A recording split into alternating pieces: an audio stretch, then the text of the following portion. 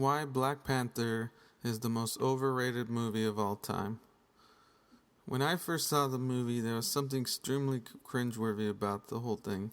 Let's start with the accents.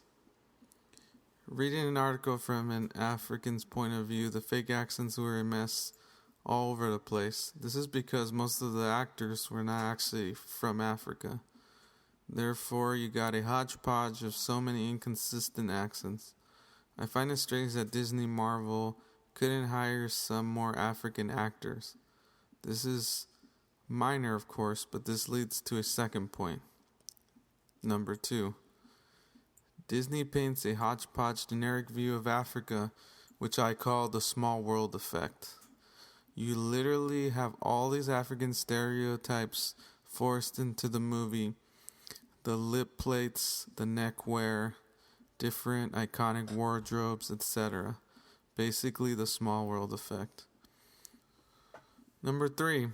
As noted in a great article by Kenyan writer Patrick Atura, the movies seem to carry on the tradition of showing an Africa that is still primitive socially and one-dimensional, as once again the age-old black continent idea, its redemptive counter-mythology, entrenches the tropes that have been used to dehumanize Africans for centuries.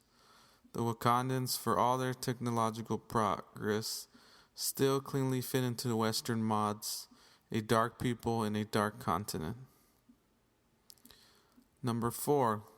It becomes a real mess when the attempt of the story is to paint Wakanda as an advanced society, but yet they decide who rules their society by a fight to the death.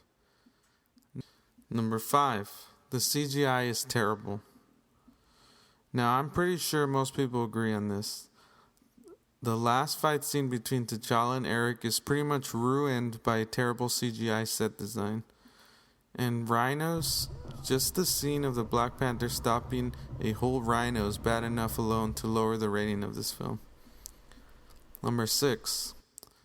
Certain themes of the story and character arc are not really original. In a nutshell, the movie had elements of The Lion King, shamelessly a Disney move, of course, with the generic African music, and as Cartman from South Park points out, that the main protagonist talks to his father after death in the same vein Simba does to Mustafa. But also, I would add that the character arc of being defeated by a mercenary who takes over the protagonist's land to leave the protagonist practically dead, and then he comes back to take ownership of his territory, is eerily similar to Christopher Nolan's The Dark Knight Rises. Number 7. Lastly, the action sucked. The action set pieces were disappointing because of the over-the-top technology mumbo-jumbo fantasy that really destroyed the ability to suspend one's imagination.